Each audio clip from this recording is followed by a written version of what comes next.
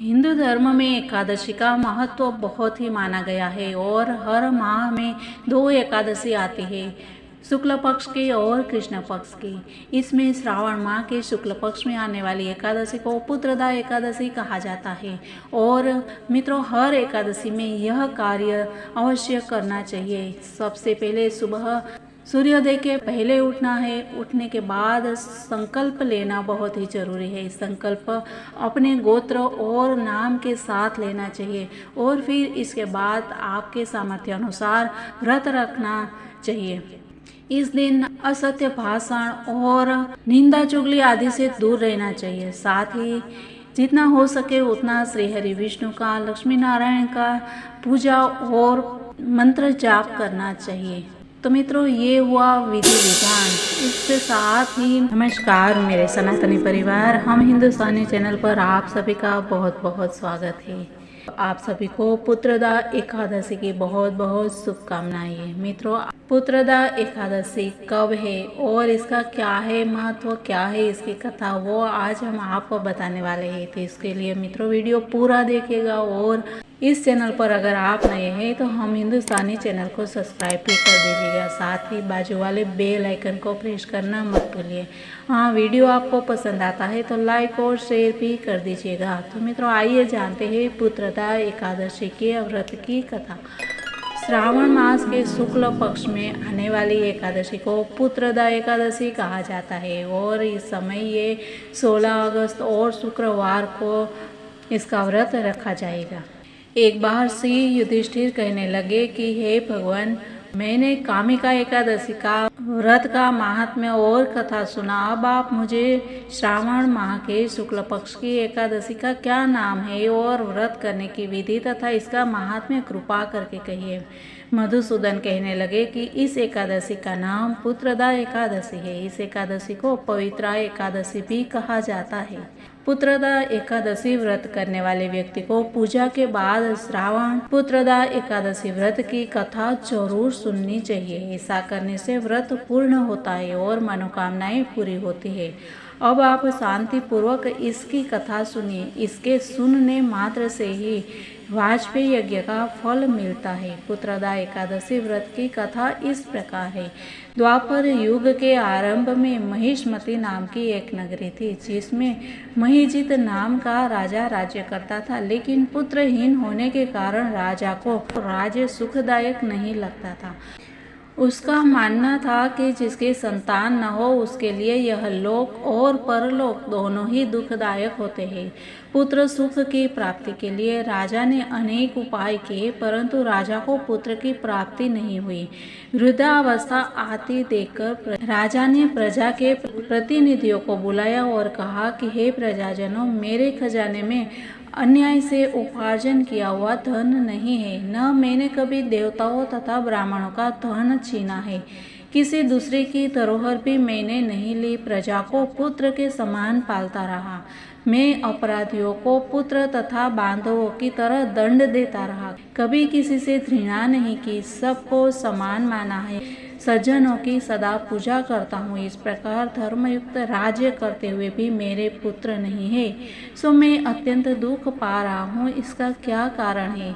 राजा महिजित की इस बात को विचारने के लिए मंत्री तथा प्रजा के प्रतिनिधि वन को गए। वहाँ बड़े बड़े ऋषि मुनियों के दर्शन किए।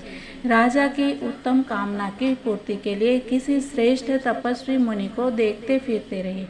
एक आश्रम में उन्होंने एक अत्यंत वयोवृद्ध धर्म के ज्ञाता बड़े तपस्वी परमात्मा में मन लगाते हुए निराहार, जितेंद्रिय, चितात्मा, जित क्रोध, सनातन धर्म के गूढ़ तत्वों को जानने वाले समस्त शास्त्रों के ज्ञाता महात्मा लोमस मुनि को देखा, जिनका कल्प के व्यतीत होने पर एक रोम गिरता था। सबने जाकर ऋषि को प्रणाम किया। उन लोगों को देखकर मुनि ने पूछा कि आप लोग किस कारण से आए हैं? निसंदेह मैं आप लोगों का हित करूंगा। मेरा जन्म केवल दूसरों के उपकार के लिए हुआ है, इसमें संदेह मत करो। लोमस ऋषि के ऐसे वचन सुनकर सब लोग बोले कि हे महर्षि, आप हमारी बात जानने में ब्रह्मा से भी अधिक समर्थ हैं, अतः आप हमारे इस संदेह को दूर कीजिए। महिष्मति पुरी का धर्मात्मा राजा महिजित प्रजा का पुत्र के समान पालन करता है, फिर भी वह पुत्रहीन होने के कारण दुखी है।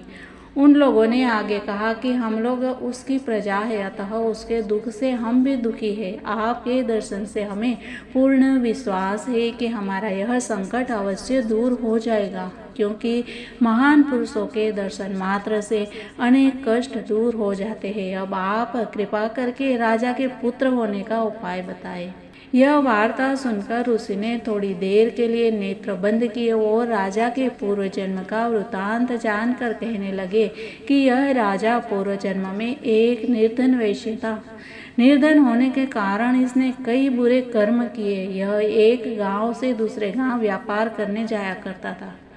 एक समय ज्येष्ठ मास के शुक्ल पक्ष की द्वादशी के दिन मध्याह्न के समय जबकि वह 2 दिन से भूखा प्यासा था, एक जलाशय पर जल पीने गया। उसी स्थान पर एक तत्काल की ब्याही हुई प्यासी गौ जल पी रही थी। राजा ने उस प्यासी गाय को जल पीते हुए हटा दिया और स्वयं जल पीने लगा, इसलिए राजा को यह दुख सहना पड़ा। एकादशी के दिन भूखा रहने से वह राजा हुआ और प्यासी गौ को जल पीते हुए हटाने के कारण पुत्र वियोग का दुख सहना पड़ रहा है।